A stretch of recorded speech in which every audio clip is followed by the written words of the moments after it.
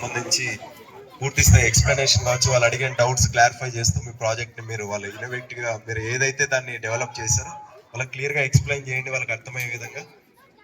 Sir వాళ్ళు మీ దానికి marks అనేది ఇస్తారు, ఓకేనా? సో మీరు ఇక్కడ అనుకోవచ్చు ఎవరినో బయట ఎవరినైనా ఇక్కడే లోకల్ వాళ్ళని తెచ్చి ఏమైనా జడ్జెస్గా పెట్టారేమో అనేసి.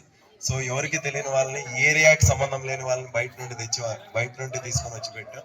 సో ఎక్కడ కూడా దీంట్లో ఎటువంటి నిర్లక్ష్యపాతంగా దీన్ని పూర్తి స్థాయిలో నిర్వహిస్తాం.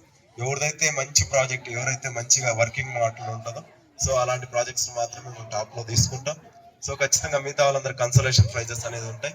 సో 100% స్టూడెంట్ చేసిన ప్రాజెక్ట్ 100% అయితే జెన్యున్ గా అయితే మార్క్స్ అయితే వస్తాయి. సో ఎవరు కూడా భయపడాల్సిన అవసరం లేదు. సో ప్రశాంతంగా మంచిగా కొంచెం ప్రశాంత వాతావరణంలో అందరూ కూడా వాళ్ళకి ఎక్స్ప్లెనేషన్ ఇచ్చి నీట్గా జాగ్రత్తగా చూసుకోవాల్సిందిగా నేను కోరుకుంటున్నాను. సో మీ అందరికి once again all the best.